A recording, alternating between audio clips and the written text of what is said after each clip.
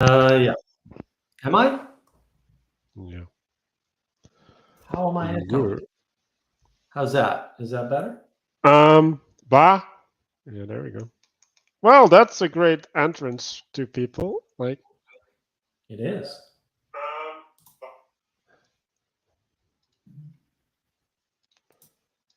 All right. It's a roll. Train kept a rolling all night long, as they say. yeah, might also be my echoing to YouTube, but that's too fast. Right. Well, make sure you shut off all the other YouTubies. Yeah. This is the problem. You don't want your YouTube echoes to happen. So, welcome everybody. We kind of are starting to settle on a format for the talks. So you were also part of that format. So whenever you want to join in, join in. Uh, but we'll set up with a introduction of the subject. I guess we'll first start off with a history, like why this is important, and then we'll do like a definition. And when we have the definition, then we'll kind of start exploring the implications. So we've been talking about a bunch of things. Probably the best context is responsibility, right? Like that's one of the main themes lately. How do we take responsibility? What does it mean to have responsibility? And obviously that branches out into many variants.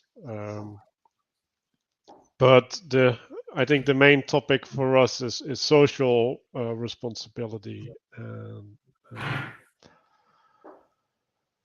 and we ended up getting to the topic of safety, which is obviously related to danger because you are safe from something. And I'm still hearing an echo, Mark. Um, yeah. Anyway, Is it and delayed? If it's a delayed echo, it's a YouTube that's no, playing. it's not. Anyway, so there is danger is partially subjective, right? Like it is perceived, and then safety is in some sense a relief from the danger, right? So I think there's an inherent connection between this idea of danger and the absence of danger, and the feeling of safety. And then in modern times we have this idea of safety being, well, venerated, like it's lifted up as something that is in some sense a human right? Like we need to provide places for people to have safety, right? Like we can look at it for refugees, which is a little bit more obvious, right? But then we also have it for college students and uh, in the workplace, like you need to have a good safe work environment, and like there's all of these measures that we're implementing in order to guarantee safety. And so yeah, I think we Right. want to do a big exploration of, well, what is this safety actually, and what are the dangers inherent in safety? Because like safety is one of these words. It's like, ooh, yeah, nice. Like I want safety in my life. Like that. Well, That's great. it's been weaponized, right? So we have a cult of safety because safety's been weaponized by people, and it's supposed to be something desirable to you, right? And so there's a religion of safety now, right, where people are holding it up, venerating it as the highest value, and therefore there's a church of safety because anytime you have religion, you're going to have a church. Like that, these things are inevitable. And I talk about it in my Three Great Religions video on navigating patterns. The idea of safety from a virus, safety from other people disturbing you, safety from bullies, safety, right? But that's not a natural condition because we're exposed to things in nature. And that includes other people and their bad attitudes and their bad moods and their ignorance and their insistences. right? Because some people are very insistent. And so it's a big, in some ways, it's a big topic, but really, I think you're right. It boils down to what you talked about in the beginning, which is this idea around responsibility. Your safety is ultimately your responsibility. Now, that doesn't mean that you have total, complete control over it, but it is your responsibility to recognize that there's a limits to safety, and that safety from one thing might mean no safety from another, because there are trade-offs involved in this whole equation. And that's a real problem for people to understand. There's trade-offs. Safety is not free. And you can be safe from external influences, but you can't be safe from consequences. And this sort of came up with the idea of going to a safe space as a way of repairing yourself, or fixing yourself, right? And the person we were talking to on Discord and basically said, hey, yeah, the being safe didn't help me. What helped me was getting an authority that I could look up to or look out at. And that's when it sort of occurred to us that, yeah, well, that's because when you're safe, you're not looking out, and you're not seeing the people pointing at things, right? Because what you're making yourself safe from by going into a safe space, whatever you conceive that to be, is precisely the idea of extra signals, right? Of signals in the world, of things to judge, of discernment itself. And so the safety comes at the cost of transformation. So you can make yourself safe, but you can't change. You can't get better. You can't transform. You can't become more than you are if you're just safe all the time. Which is not to say there's no room for safety, right? But if your highest value is safety and that's what you're after, you're cutting yourself off from transformation. You're cutting yourself off from connection with others, right? Because intimacy, relationships with other people that have a quality aren't all safe. And they're not supposed to be safe, because sometimes safety is the thing keeping you stuck where you're at and preventing you from being able to do things. Yeah, so I want to go through some sort of definition of safety first so that we all get a sense of what we're talking about. So I made a list. So part of safety is closing off, like you're closing yourself off from, well, an externality that is imposing upon you, right? And you're creating distance, and that distance allows you to be unaffected. Then secondly, I think safety is associated with clarity, right? You have a clearness around you, so that you have awareness, and that's connected to a stability. There's a perceived stability that you're having around you.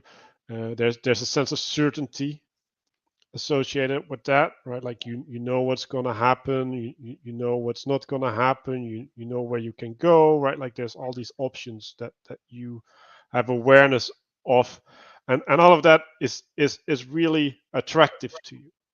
Like there's a sense that there's an appeal in the safety, because it's a place where you can rest. It's a place that provides trust. It is in alignment with you, especially if we're talking about the people that are around you. Like they're in your camp. There's a sense of comfort, and in some sense, it's also a sacred space. It's a space that is set apart from other places, right? And therefore, it is a space where transformation and recovery can happen, right? So you can imagine that if you want to sleep, you want to be protected against the elements, you want to be protected against the animals outside, right? Like you want to be protected against loud sounds as well. There's all of these ways where those things are preparing you to, well, they're allowing you to and inhabit certain states that aren't possible without those, or if you are uh, putting yourself into the states when you don't have these safeties, then you're in extreme risk. There's an exacerbation of the risk, right? So yeah, that's also connected to a sense of nakedness. Like you can be naked in the safe space, because there's, well, being clothed is a second skin, but the safe space is like a second skin that's bigger than your clothing, and it can take the role of your clothing in some profound way.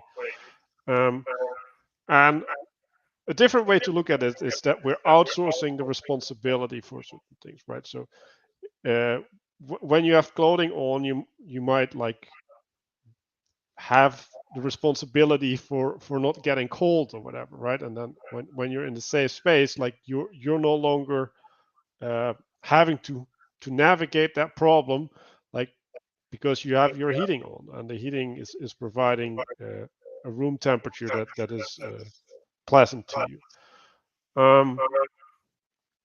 So yeah, like, if we go back to this idea, there's a seductive element, but there's also a destructive element in the seduction, right? There's a way in which the safety is redirecting your attention away from the threat that you're facing, which also means that you're not dealing with it. Like, the threat is still present, but it is not immediate, and that's where the dangers start seeping in, right? Like, if you live in a space, right, like, for example, a home, and you work from home and whatever, right? There's this element where the threat starts to fade into the distance, because you don't have this maintained relationships with the threat. And then the last thing I wanted to add is that we've been talking about hermeneutics of suspicion, right? Like, I think in the safe place, we have a different hermeneutics. Like, in the safe space, there's rules that don't apply in the real world, because there's a highly maintained boundary. There's a element where the people are not acting in a normal way because they're naked, like the Right. nakedness, which is what Adam and Eve were in the Garden Well, of Eden. yeah, when you don't have exposure to dangers, you stop thinking about dangers. You stop putting them in your dreams. You stop, right? And so you may have developed the skill of running away from the tiger and sensing the tiger in the bush, right? But then when you're too safe for too long, you lose that skill. This is my problem with development models. Like, they always assume that once you achieve something, it's a plateau and you just have it forever. That's not entirely true. You don't ride a bike long enough and you'll forget how to ride a bike, and you'll fall over. I mean, you may get it back fairly quickly. You don't have to learn it from scratch, but you also can't do it the way you used to do it when you did it every day. And safety is the same thing. If you're too safe from things for too long, you're going to lose the ability to discern those threats and to deal with them at all in any form. And so you're making your world smaller and smaller and smaller. And in some sense, that's what a safe space is. It's making your world smaller so that you don't have to worry about quite so much. You don't have to feel so anxious, for example. But you can't do that too much, because if you do it too much, now you don't have the skill and you can't enter the world again. And that's a big problem. That's a major whopping problem. And people don't kind of recognize that. It's like, no, that's actually bad for you. It's going to cause you issues later down the road. And you need to be able to interface with the negative signals so that you know what they are and you know what to do about them. And if you're busy, or if somebody else is busy making everything safe for you, then that's not happening. And if that's not happening, you're atrophying. Like, the fact that you're not doing something in the world means the thing that you're not doing is proceeding without you. And the normal course is entropy. It's things get worse. The less you practice piano, the less good you're going to be at piano, right? The less you practice spotting tigers in the bush, the harder it will be to spot tigers in the bush. The less you run on a regular basis, the harder it is to run when you need to, right? All these things are factors. And that's why, anxiety has an upside. Like, Anxiety tells you something. You don't want it to get out of control, and you need a way to control it. You need a place to know how to control it. So it's not like you can do away with all safety or safe spaces are bad. No one's saying that. But if you're overprotected, if things are over safe, now you don't know how to deal with nature as such, with the world as such, with all the things around you that are gonna that are there, even if you temporarily do away with them. Yeah, and that atrophy element, I think there's a different importance there. So if you take this idea of acceptation seriously, there is an element in which um, when you're maintaining a skill, it is going out. Can you mute Marcus? Like it's still distracting me. Sorry, didn't realize it was still an issue. So there's an element within which, like, if you keep up a skill, it will bleed out in different areas of your life, right? So in order to gain insights, you use effectively experience in different areas and transform your relationship in something where it's important. And when you stop using your skills, that meta skill, Mark loves this word, the skill of having skills and cultivating the skills also atrophies, right? So there's an element where in the safety is atrophying a specific relationship, but it's also atrophying your ability to have relationships. And if you get into that level, then you're in a big problem, right? Because like that's how my depression started, right? Like I started recognizing that I wasn't maintaining my capacity to function in certain areas of the world, and then that led me to the realization that I had a problem, right? And then if we go back to hermeneutics, right, like I started looking at the world as if it was a problem to be resolved, and as a consequence I found more problems. and that started to affect my capacity to manifest correctly in many arenas, until I just had to retreat from all of them into a place of safety, right? But the safety was from the imposition of the world, right? But now in that state of safety, there was also a pacification, right? Like I wasn't able to do anything anymore, and even worse, I wasn't able to start doing anything. And I think that's where we're going to end up in the conversation today, right? Like there's an element where you need to maintain something in order to be able to do new things. And if you lose that ability, then yeah, it's the end of the road. Right. And I think one of the conclusions we had is that when you're stuck in the safety box, there's no way for you to transform, because what safety really is getting in a container that's so small and familiar to you that there's no opportunity for you to become different or see any way to become different or see any reason to become different. Because again, that pointing is gone, because that pointing is part of what's causing your anxiety. There's so many things to look at. There's so many signals out there. There's so many people pointing at different things. What do I do? Right? And that whole what do I do question, that is where things get tricky. It's like, well, I run to safety because I don't want to learn to discern these signals to figure out, should I try to save the world or should I clean my room? Should I go to the grocery store or should I just eat the food that I have? Should I make my own food or should I buy there's so many decisions that we're making, and they're not real binaries, right? Any decision you make is you're choosing one thing and excluding a bunch of other things. It's not, it just seems like a binary, right? Do I make food now or do I not? That's how you reduce it to make it palatable for your brain, we'll say, to make a decision. But actually, there's a bunch of things you can do if you're not going to make food. You could do the dishes, you could take a nap, you could, it's not as simple as making food or not making food. And that skill of dealing with all the signals that are inherent in the world is a skill you have to practice. You have to keep practicing that skill over and over again.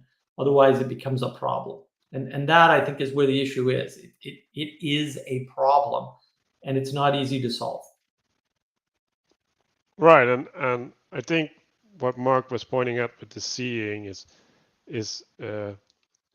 there's also apart from the atrophy, there's also an hermeneutics that is associated with being in a certain state, right? Like when you're in love, you're privileging certain aspects of the world. When you're afraid, you're privileging certain aspects in the world. When you're safe, you're privileging certain aspects in the world, right? And so there's a discernment level in a safe space which might privilege more specific tasks, right? Like, so if I need to concentrate, right, I need to turn away my attention from my environment in order to get lost in my head, and by being in my head, I can manifest something that I wouldn't be able to do without that, right? And then I want to also take that to fantasy can also be, or the sense of safety can also be found in fantasy, right? So there's also a getting lost in your head, which is disconnected from the physical environment, where you can go to a place of safety. And all the fairy tales, that there's this idea, right? Like if you eat, right, or if you partake from what is happening in the fairy tale, then you get sucked in. There's an element where it takes control of you, like it takes you over. And so I think it's important to realize that there's there's these two aspects, right? Like there's this captive element, but there's also this enabling element, right? And it's really difficult to see what are you enabling, how are you enabling it, right? And this goes back to responsibility, right? So there needs to be a way to take responsibility in the place of safety, right? Where you use it for an actualization of something. You use it for the purpose of recovery. You use it for the purpose of transformation, as opposed to a a spiritual bypass, right? Like thinking that you need it or because it's pleasant. Or it's an end. Yeah, it can't be an end unto itself. I want to go back to what you said about the fairy tales and eating the fruit or whatever, right? When you're talking about a fairy tale and you're engaging in it as though it is something you can participate in, so you eat the fruit or whatever, right? That's when the transgression happens, right? That's where the problem is. You've tried to participate in something that should be purely for entertainment. Because I'm not against entertainment, right? But if all you're doing is entertainment, it's a problem. And if all you're doing is what's inside your head, right? So you're safe in here, you're engaging in a fantasy in your head, then you're, like with all safety, you're narrowing the field of potential to what's in your subjective experience. And then if you're not taking responsibility for that discernment, for judgment, that can become your whole world. And if that's your whole world, you've cut yourself off from the potential of being more than you are today, right? Of becoming greater. There's no more exploration, right? You've cut off the possibility of exploration, right? And you can say, oh, the exploration is still there, but not to you because you're in the safe area, right? You're partaking of the fruit inside the fantasy. You're engaging in the entertainment as though it's not mere entertainment. Because entertainment should be an escape, but it shouldn't, you can't make it too permanent because that's when it becomes a problem. Right, and so you can have an exploration in the entertainment, right? And that exploration can actually go back to your life, right? But there's also an exploration in entertainment where it points back at the entertainment, right? Like how do I better participate in the entertainment? Like there's and then well you can imagine like, oh, all the actors of this, and then the backstory of that, right? Like you open up this whole world, and it's like, well, why? like why did you do that? Like you're participating in a world that isn't real, right? You can't participate in. And Well, I know why, because there's other people that do it, and there's a sharedness in there, right? And there's a semblance of expertise, there's a semblance of knowing it all, right? Like there's all of these elements that can seem fulfilling, right? But the fulfillment is not pointing back towards contributing to something higher. That is a problem, right? And there's always a way in which that can somewhat be redeemed, right? But now we have to go back to this idea of a trade-off, right? Like, okay, you can redeem all this energy into something in your life, right? Like the example is, well, I was this leader in World of Warcraft, and now I have leadership skills. It's like, yeah, great, right? But maybe there's a different way that you could have gotten those skills, right? And maybe that would have been better, right? So the trade-off there doesn't make it right. Like the fact that you can make it right doesn't make the action right. That's Well, and that's assuming that's true. Like just because you know how to lead a Warcraft troop doesn't mean you know how to lead people in real life. And that's one of the problems is that a lot of these things, they provide us with the illusion of something rather than the thing itself. And that's the spiritual bypass, right? You have an illusion of having something that you don't have. Like this is why visions are spoken about carefully in religious traditions, right? Because people get the sense that they realize that it's easy to be fooled by your brain into thinking that you've had a genuine connection with the highmost, right, with the ineffable or whatever, when in fact you haven't. And so that's the spiritual bypass, right? Is that worry that you'll get the impression that you had it and that it continues when you didn't have it and it's not continuing. And that's the problem with safety and solipsism, right? Safetyism leads to solipsism. It puts you in that space and you fold in on yourself. You collapse the world into what you know, into your subjective experience. And now again, there's no room for transformation. There's no room for exploration. There's no room for engaging with things outside yourself, which is not to say that, if your only option is World of Warcraft, and that's how you have to learn to become a leader, that you don't want to be a general in World of Warcraft.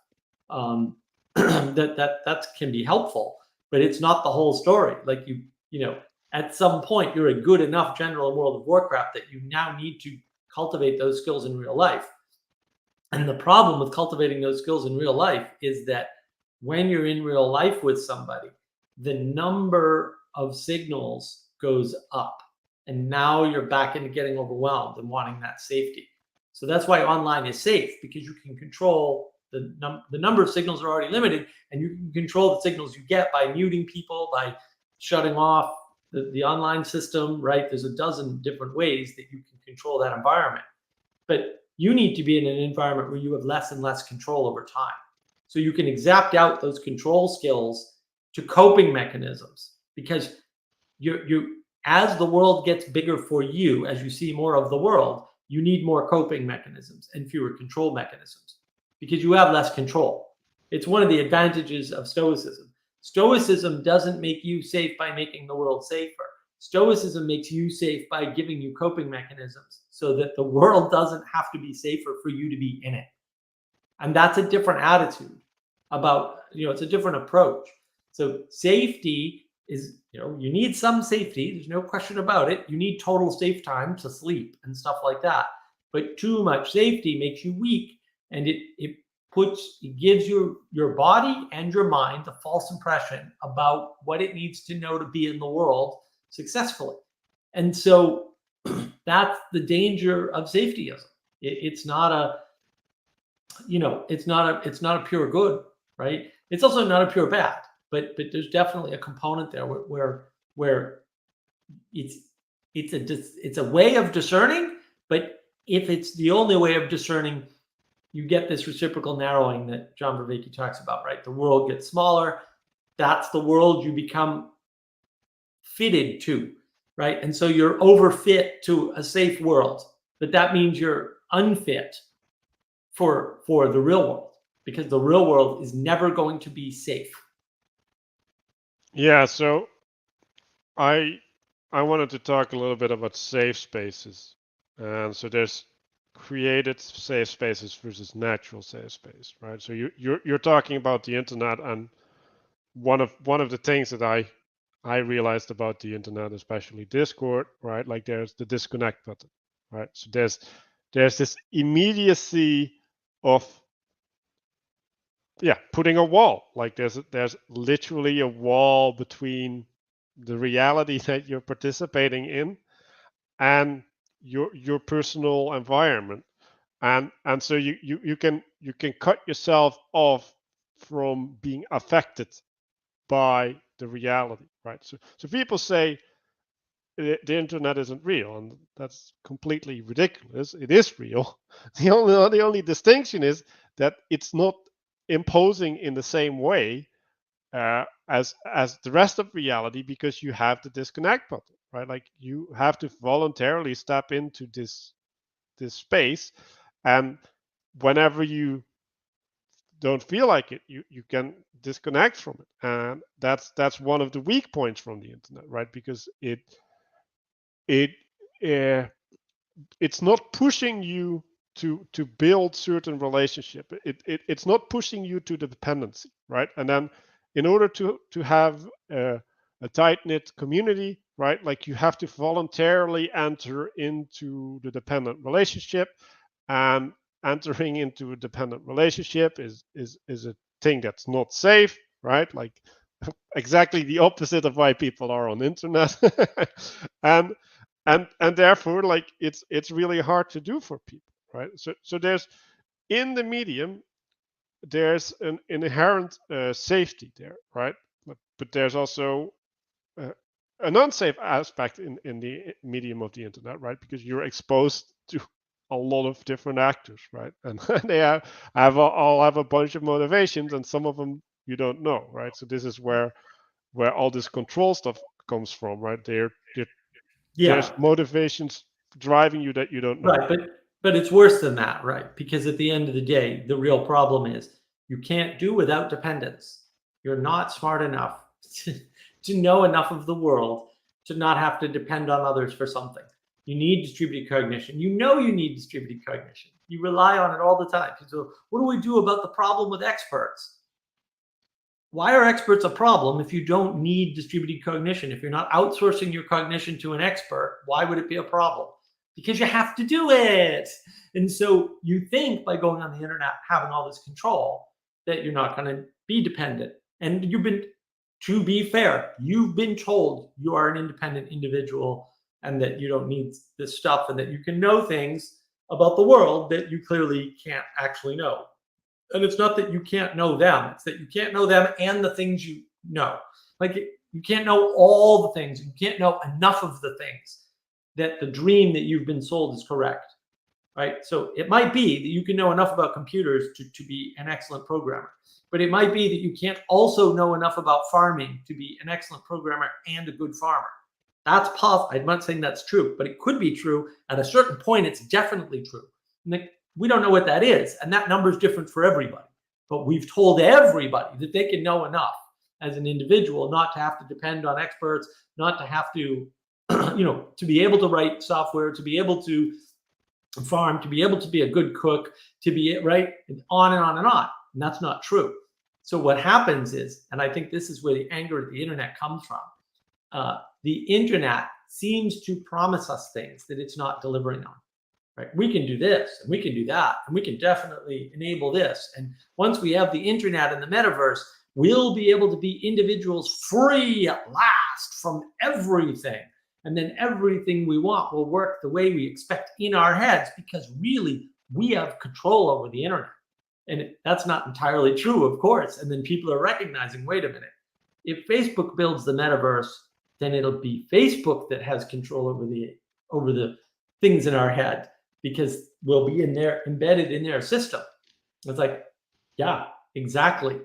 Right. And then they realize, like, oh no, we don't want that. But what's your alternative? Right. And then, and it just keeps getting worse, because eventually you kind of figure out, well, then what we really want is, we don't want to cooperate, because then somebody will have control of it. So we just need distributed everything everywhere all the time. And then you get cryptocurrency, right? Which also doesn't work for similar reasons, right? Because now nobody has control and there is no controlling agent, but there's also no way to control it. So, but you still need to cooperate with people, but now you're cooperating with them one-on-one instead of having an agency overseeing whether or not they're following the rules, right? And there's no way to have rules without having authorities and political structures and governments. So it's it's a tough dichotomy in one sense, and that's what people are. But I think that's what people are realizing. Like these promises we've been made are false. They're not attainable. And what do we do about it? We're kind of relearning that lesson. Yeah, so it's interesting with this agency overseeing, because now you're taking a step further, right? Like I want to go through a bunch more natural safe spaces, right? Like one is your mother, like that's the child that explores the world and then goes back to their mother. And I think there's a distinct feminine quality to the creation of safe spaces, right? Like they're in some sense the enabling factor for a bunch of other things, which is the exploration or the subjugation of the world. And then you have the house or the home, right? The home is a safe space. And then from there on, we get to somewhat less natural safe spaces, right? You have the community, right? And now we're getting into government and responsibility, the outsourcing of things to others in a way, and now we're getting created safe spaces, right? Like one of those would be like a castle, for example, right, or a walled city, where we're now explicitly saying we're designating this area for this purpose, and that brings along a bunch of things, right? So now, well, a walled city now has to monitor the weapons coming in, right? Like it has to have a relationship to the environment, like it has to scout the environment for incoming enemies, like it has to have people who are specialized in providing the safety, and then it has to have other people support the people that are specialized, right? And now you get these hierarchies, and so yeah, like now you're getting created safe spaces, right? And then the question is, well, like, and a temple is another one, right? Like, so temple is set apart from these other spaces so that you can be among people who are wise, right? Like that can provide you with the right guidance, where you can have a transformation, and so these things are somewhat natural, right? Like you would go to the wise person naturally to have a talk with them, but then they also become institutional, and that's where the complications arise. Yeah, and it is that struggle. I mean, we were talking about on the Van der Clay live stream on Friday, right? That's that struggle again between we need structure, right? But structures can become corrupt when corrupt people inhabit them. Because we're not calling people out anymore, we're not calling out evil and doing it poorly. We're not able to discern, and we don't want to blame people because people, poor people, peopling. But then we can't fix the structure anymore, right? We can deny the structure, but we can say, structure's bad because corruption happens. But corruption happens, and irrespective of structure. Again, decentralization of currency doesn't lead to less fraud. It does lead to more fraud, though. So decentralization is not a fix to that problem. And that is where you get in trouble. Is this how much interface, how much structure, how much trust do we outsource to people, right?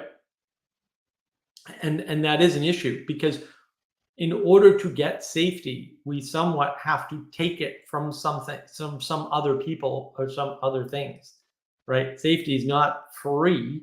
Like if you want to be safe when you sleep, you at least have to build a lean-to and probably a fire in the woods, right? And that doesn't make you safe from everything, but it goes a long way towards safety. But you had to take that from nature. It wasn't free. It wasn't, you didn't snap your fingers and just have it. And we're also, not appreciating that relationship. So, we have to be mindful of these things. Is that there are trade-offs. There are decisions being made, whether you want to believe that or not. And those decisions are actually super important to your life, because what you do throughout your day, even though you don't realize it, is make a bunch of trade-offs about, I'm going to feed myself now, right? Because there's a McDonald's nearby, instead of waiting till I get home and saving money and eating better, right? These things happen, and we're so thrown, right? We're so moved, we're so manipulated by our own emotional state, and we rationalize things after the fact that we don't really know why we did what we did. And then sometimes we look back and we're like, wait a minute, why did I eat at McDonald's? I have no idea. Like, I was 10 minutes from the house and I have plenty of food, and it would have been better for me and it wouldn't cost me as much. And yet I ate at McDonald's. Oh, well, it was convenient. Oh, well, it was only, $7 for a hamburger and fries, or whatever it is.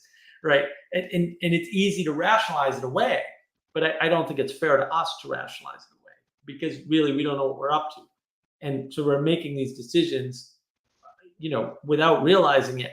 And then we're blaming, when things go wrong, we're blaming structures, we're blaming random corruption, we're blaming all kinds of things that probably, aren't to blame.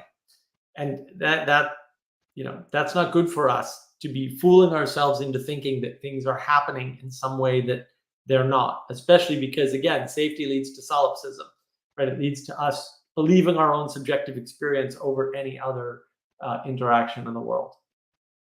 Yeah, and I think it's important to point out there that it's independent of intent. The corruption sneaks in independent of intent. So, and part of how it sneaks in is we get overly fixated on something. We get distracted, right? It's like, and maybe we want to add in the promise of safety, right? Like, a lot of people do a lot of things out of the promise of safety, right? If we vaccinate everybody, then, right? And then the then thing is not as certain as people hope, right? And it's not as certain as they assume it to be, right? So then we start enacting things in the world, right, out of the right motivation, but the implementation is iffy because we get seduced by this element of safety, right? Like, oh yeah, if we're in control of what's happening, if we're taking action, it's better than not taking action, right? Because now we're actually, like, if I wouldn't have taken action and the bad things happen, now I'm definitely responsible. It's just like, no, like that's not necessarily true. And so there's true safety, and then there's imagined safety, right? So like, Right. But what but, but I want to stop you there and point out something important. So where does the corruption actually come from? The corruption comes from the sense of safety removing our diligence. Right. And it's like, oh, well, I know what that politician's going to do now that I've elected them. And therefore I don't have to pay attention to that anymore, because I'm safe, because I've made I've done my voting, right? I made my decision. My decision got enacted. The world agreed with me, and that politician got into power. And now I know what they're going to do. Right. That's when the corruption happens, right? It's the presumption, right? When you make somebody emperor for life, it's the presumption that they're always going to do the thing you imagined in your head when you voted for them to be emperor in the first place. That's the error. The error happens all the way back there, and then you feel safe, and you're like, you know what? I'm not going to pay any attention to this anymore. And that's why safety is dangerous, because it forces you not to pay attention to things that still need paying attention to. So it reduces the field of things you need to pay attention to, but it doesn't mean that you shouldn't still poke at the walls and make sure that the safety bucket or room isn't the same size as it was before. So yeah, I just wanted to interject that. So it's really important. The thing that causes corruption is feeling too safe, is being too safe. Safety causes corruption for sure, right? It's not the only factor, but it is the thing that allows corruption to spread, if nothing else. Yeah, and what you're effectively saying there is a finalizing, the finalization, that like the imagination that there is a state that is reachable where the problem doesn't occur anymore. And when you listen to Vivek, he has this idea of perennial problems, these problems that reoccur, right? And then you might solve the problem on one level, right? But then that doesn't mean that it's gone, right? Like it might occur in a different iteration at a different complexity, right? So you could say, well, I can solve something in my family, but can I solve that same problem in my community? Like, no, right? And even if you could, right? Like, what if a new community member enters, right? Like now, then you're going to have to deal with that community as well. And so I think having this idea of corruption, and I want to connect it to true and imagined responsibility, right? Because, or not responsibility, safety, but in some sense it is connected to responsibility necessarily, right? There's a when you're truly safe, right? Like you might say, well, like there's a wall here, and that will stop this animal or whatever, right?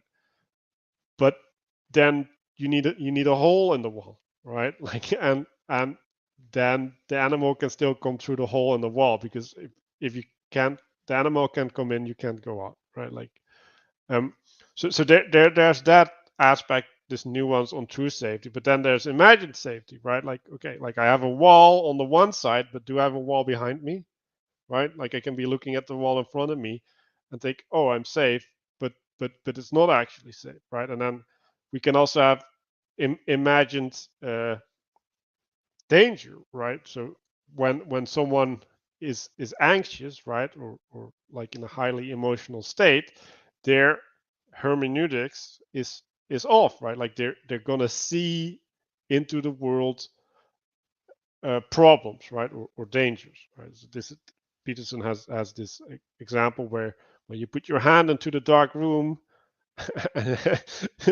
you will imagine things being in that room that could affect your hand, right?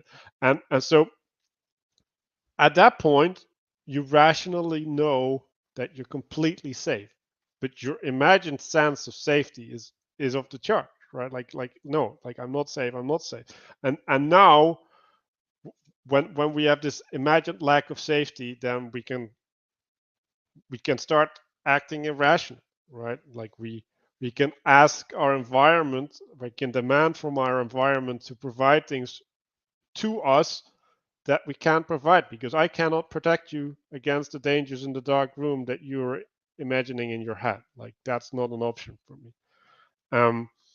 And then the other way around exists as well, right? Like there's a sense in which you are in danger, but you're imagining that you're safe, right? Like this is escapism in some sense. Like, oh, like I'm just gonna go into this fantasy, and I'm gonna la la la la la, and then I'm just not in relationship to reality anymore in order to create that sense of safety in myself.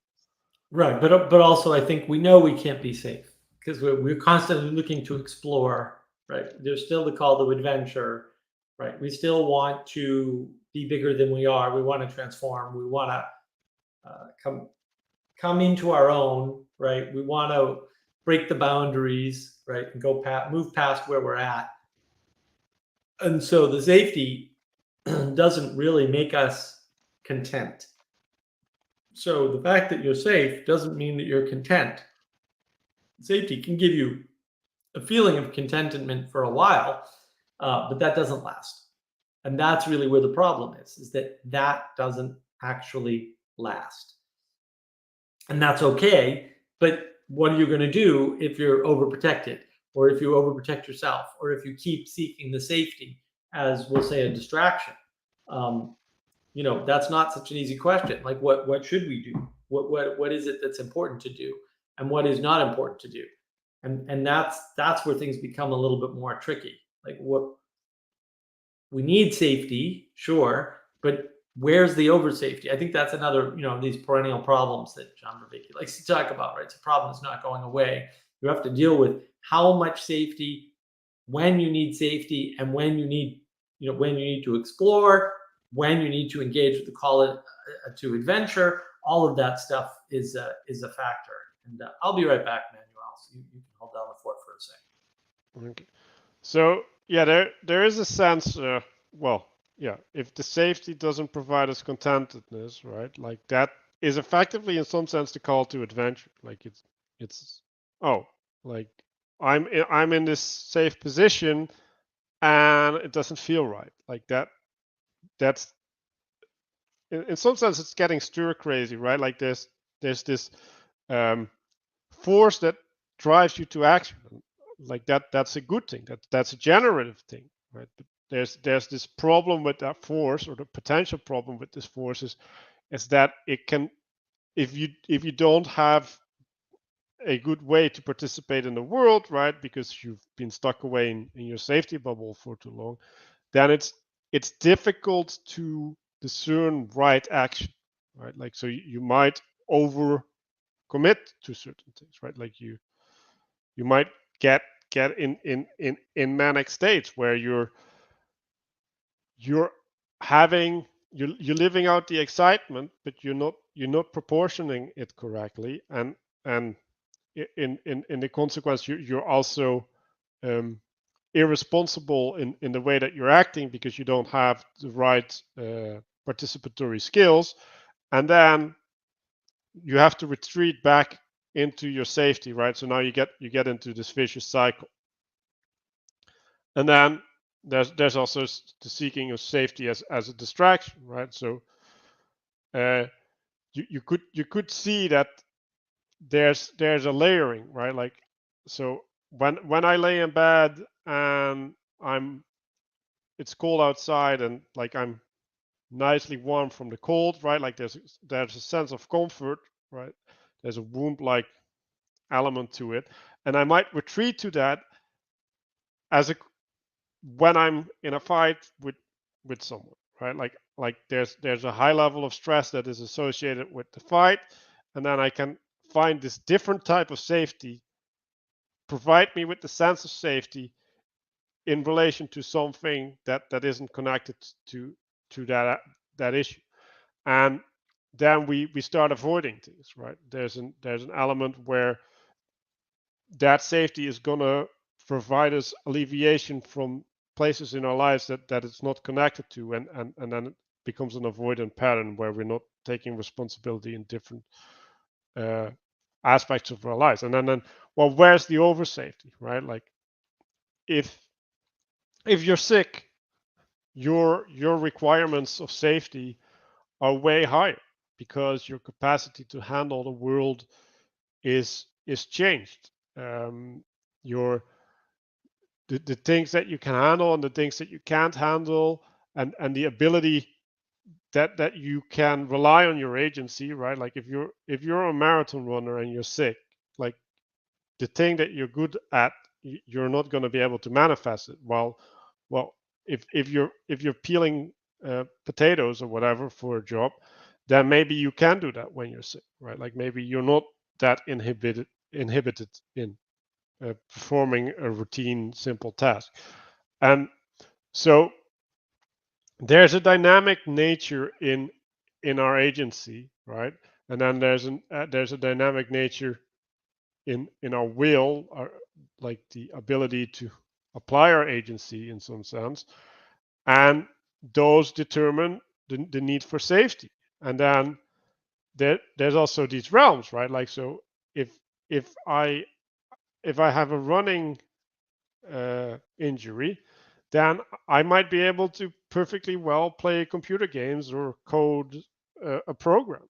Like that inhibition of the agency in one realm is not necessarily affecting my performance in a different realm. So there's ways in which we, like, sitting behind a computer is a relatively safe position, but I might still participate in things in a relatively safe position that are challenging to me, right? So I'm still taking responsibility in different aspects of my life, right? But then you can also take it too far in some sense, right? Like, you can say, well, I'm taking responsibility for my life because I got an online job, I got an online community, and like I don't need to go outside. I don't need to meet people in the real world.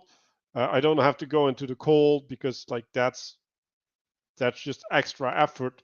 And um, I'm challenging myself. I'm putting myself in unsafe positions, but I'm also only doing this in this limited arena, right? And then you're still walking into the same problem, right? That there's this small box, which is pretty big still, right? Because you're taking responsibility within that box, but then there's this other box outside, right? Like the bigger world that you're not properly engaging with, and therefore you're still overusing safety in a way. And so, yeah, like, I think it's important that we realize that there is a perennial problem in getting sucked into these safety holes, right? Like, there's a sense of familiarization that is safety, and then there's a there's the call to adventure, and I think in order to get right discernment around this, we need to start realizing what our capacities are, right? Like, we need to get a sense of what am I able to do? Like, how much of a cross am I able to carry today? What type of cross, right? Like, am I going outside today because I have a lot of physical energy, or is my physical energy constrained, but do I have a lot of mental energy?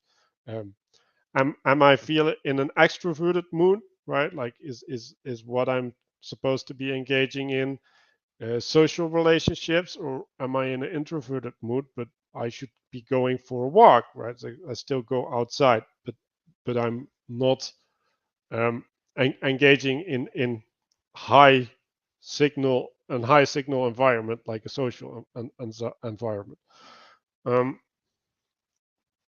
So, yeah, and I think making a list of the things that attract us in safety, and recognizing in a reflection upon our behavior that we get sucked into specific patterns of safety, and actively trying to combat those, right? Like, recognizing that there's a lack within ourselves, an addictive quality that we have to take responsibility for.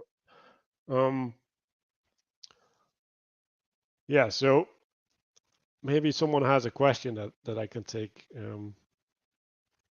So, yeah, I think when we're looking at society and how to deal with safety, well, part of the way that we provide safety in an environment like society is that in society we have to make rules, and these rules are stating things that are appropriate and stating things that are inappropriate, right? And these rules take effect in things like implicit cultural social norms, and they also take effect in laws. And these laws are like agreements that set boundaries upon the behavior of people.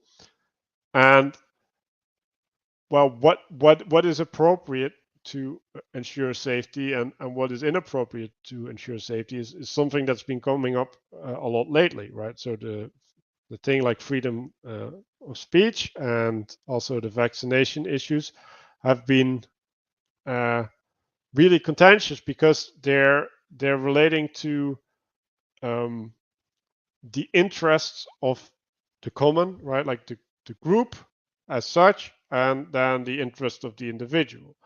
And there's a way in which when you impose the interest of the group too much, then the binding of the individual towards the group will lessen, because it's not beneficial for the participant of the group to stay within the group, because the group is not providing safety or maybe better said freedom, right? Like the right not to be imposed upon effectively, um, and therefore being part of the group becomes a negative.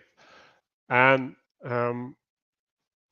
so there's an element where the authority has to have a relationship to the whole of the body, and it has to have a relationship with the individual, in the sense that it's giving someone something back for being part of the group. And when we start relating safe spaces to authority, and this was how it came up earlier today, right? Like, just having a safe space isn't enough.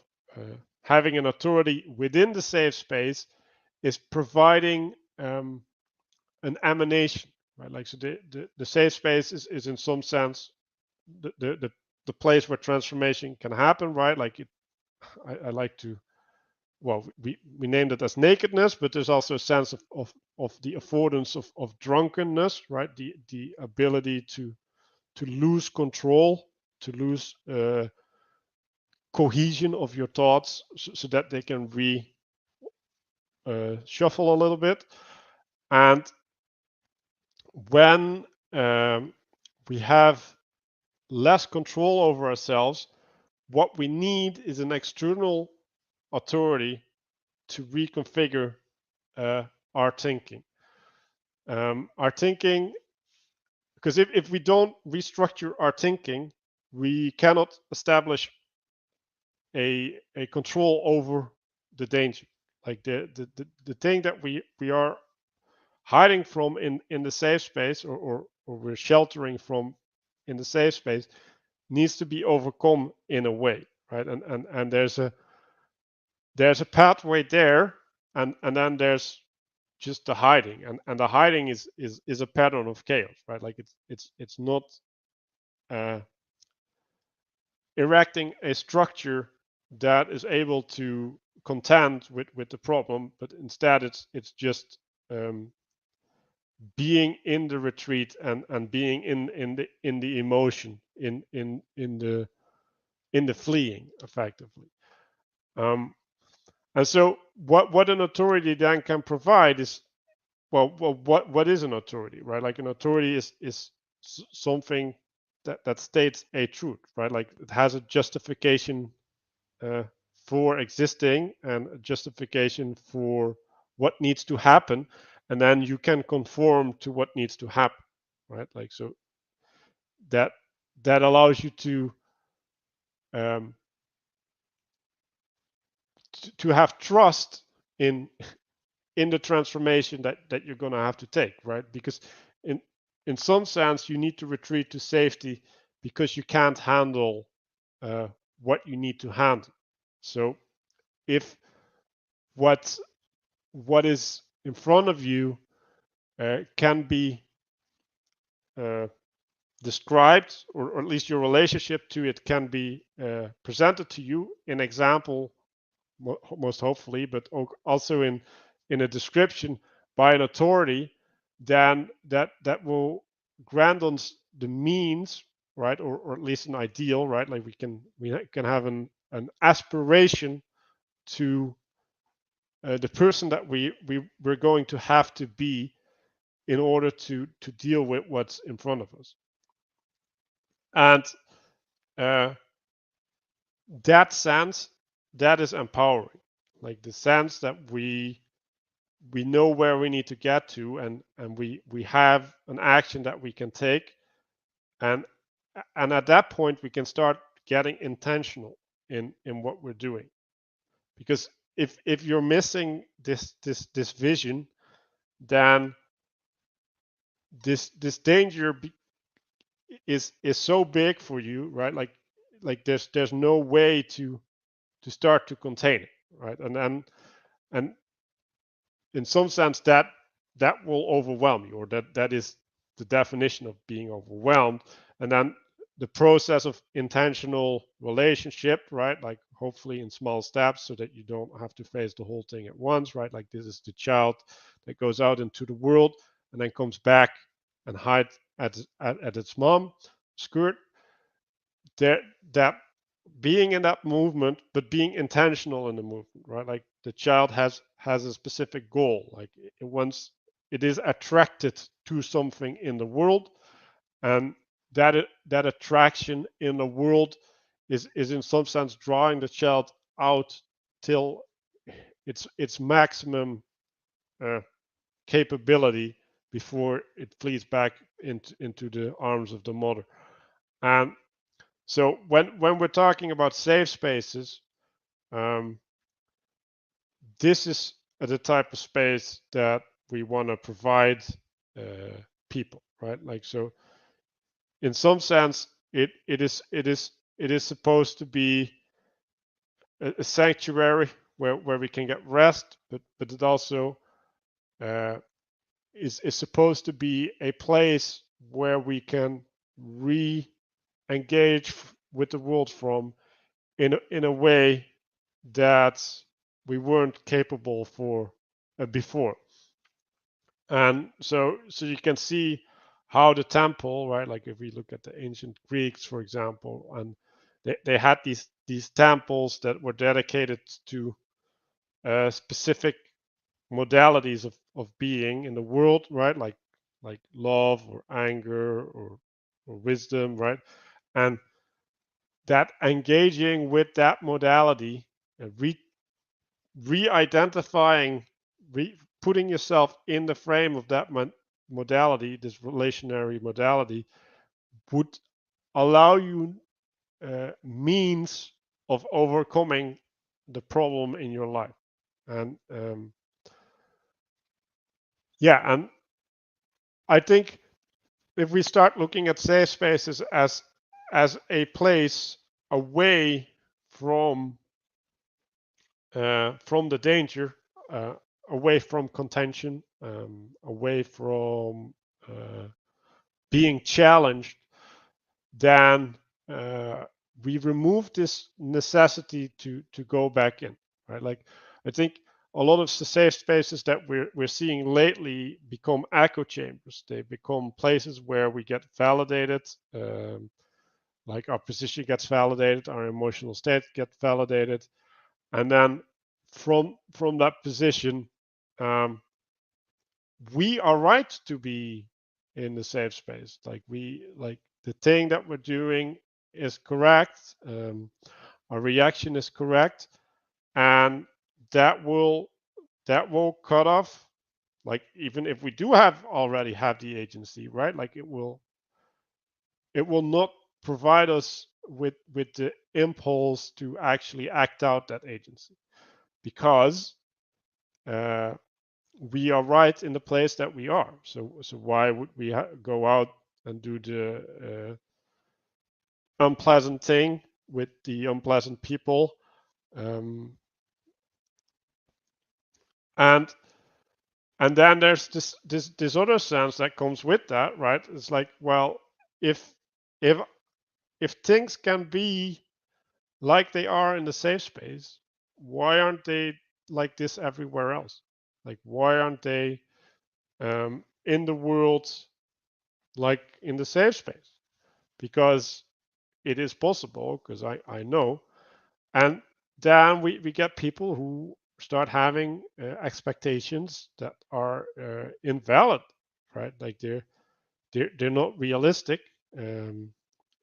The people within the safe space act towards you in that way because they are in the safe space, and you can't expect that behavior from other people because maybe they don't have the social skills, but more likely they have different values, and they're just not gonna act in the same way as the other people.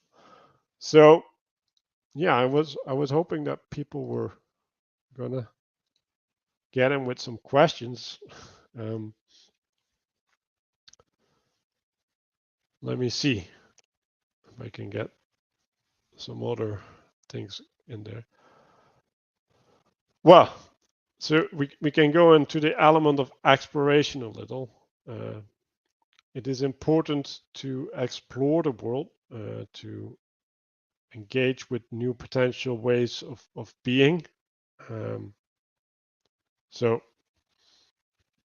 the place of safety is providing a way, a place of rest or respite from the exploration, right? But in some sense, you can call that a more active relationship towards towards the safety, right? Like where you're seeking the safety out not because you require it in a in a sense that you're dependent upon it, but because it is a tool that you can use in your exploration, right? So you could call prayer or meditation in some sense these moments of safety in your life, these ways where you're disconnecting from the world, right? But you're doing this in order to charge, right? Like you're intentional about it. There's an element where it's it's in service to the thing outside it, to your exploration, your life, and hopefully in that also being a good person. And so when we're retreated to safety, we make the world smaller, right? But because it's a restriction, it's the closing off of the from the world. But then that exploration aspect is also the means by which we make the world larger. So it's important, an important factor in our development to have the safety to return to. There's a way in which yeah, like it's affording both ways of transformation, and it is up to us which way we are going to transform. And yeah, so when we're talking about how can we institutionalize the safety for people, right? So if we're getting a good sense of the function of safety, then we can say, well, okay, we want to provide these services, right? So we want to provide in the safe place a path out into the world. We want to provide a way of reframing the danger. And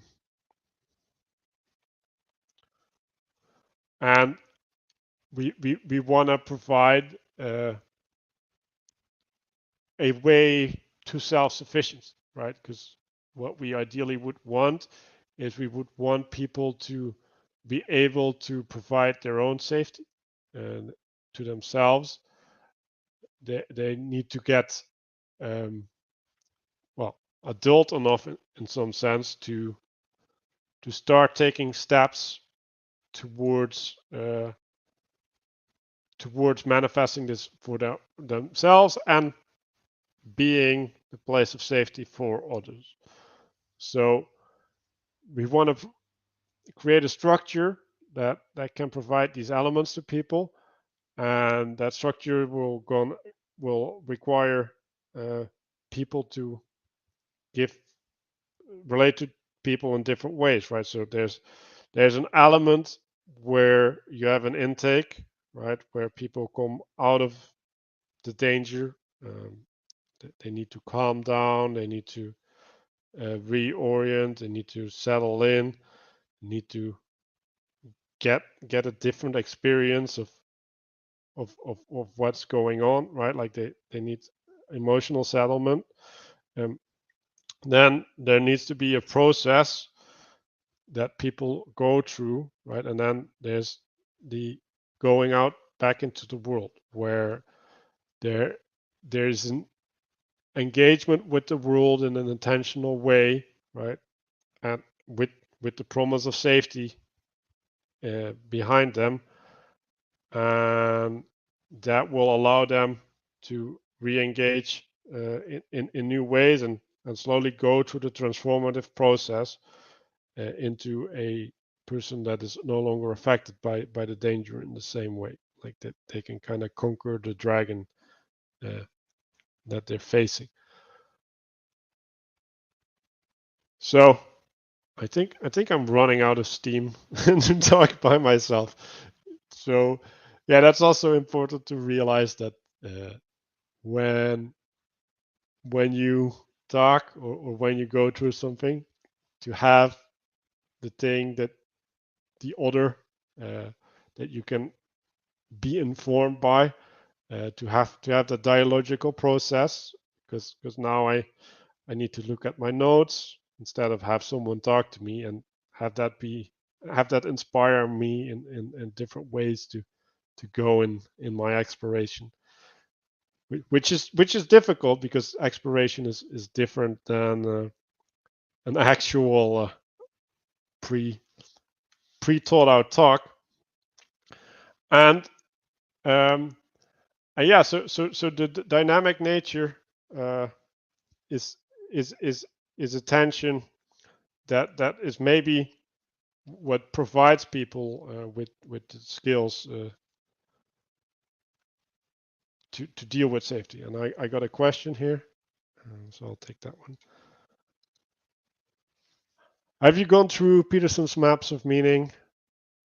You have some good, yeah. So I have not gone through the book Maps of Meaning, but I have gone through the lecture series.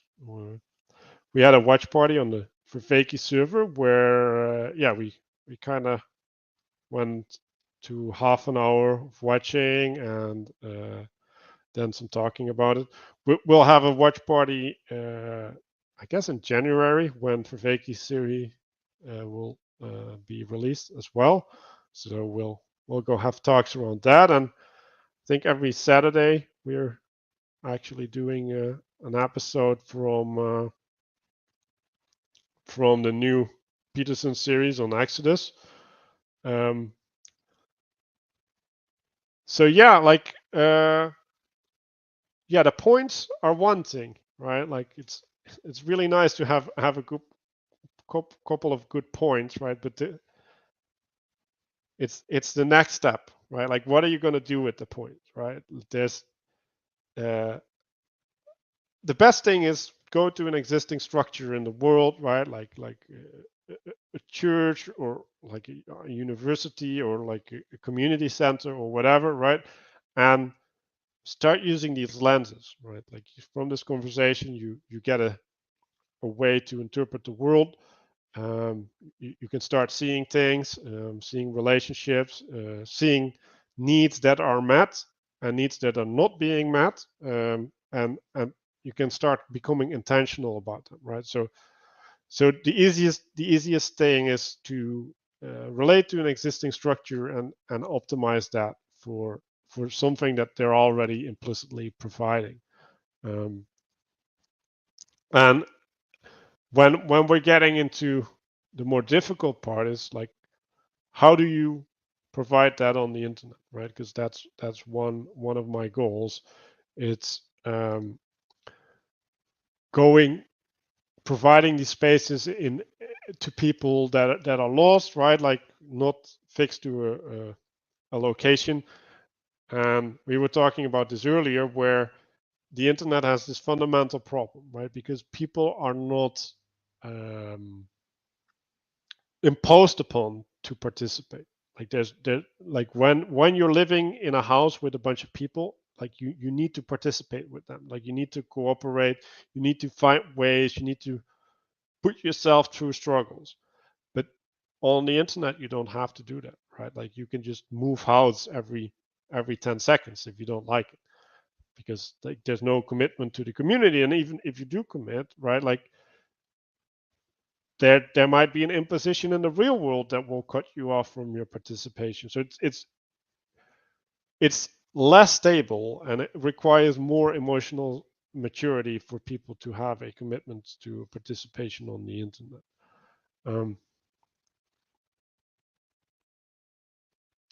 So yeah, like the way I deal with thinking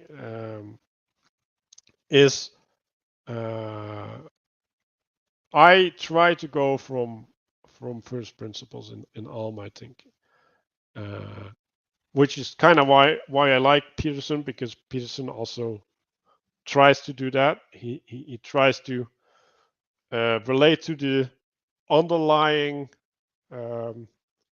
presuppositions that people have, right? Like to the motivating drives that are behind the behavior, and it comes out clearly when he says, "I care about how you act, not about how you say you act or what you believe," right?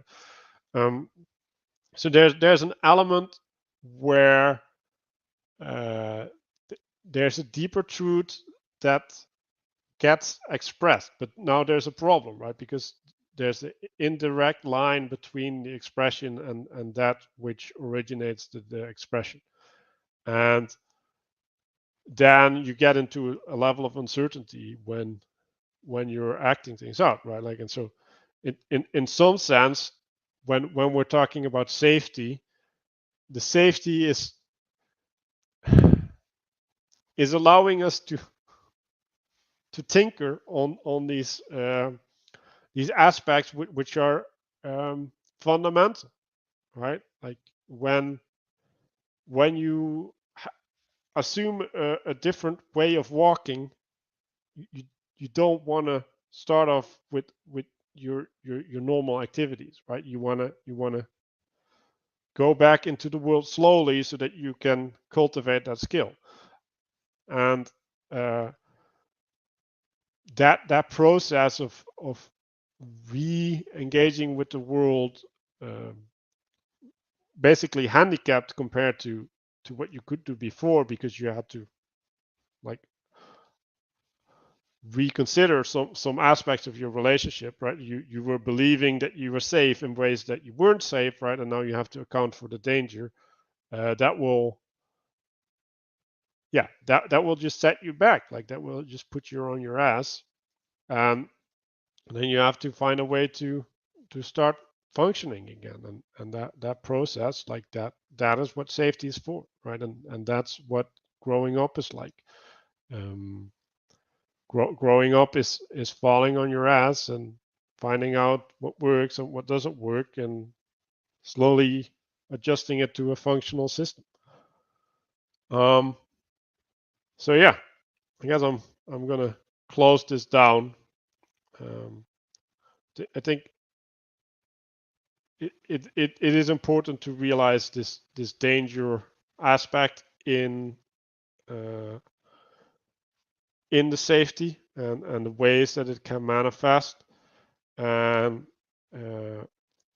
the safety will allow us for different hermeneutics, right? Like a different way of relating to the same thing.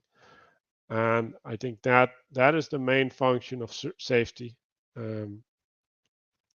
apart from providing us a place to rest, right? This different way of engaging with things that seem to be dangerous to us will allow us to change who we are and to become a better person. So yeah, everybody, thanks for watching, and we'll be doing this as a series, and hopefully next time I'm not alone in my exploration, and I hope I did all of this fine. I'll see you guys next time.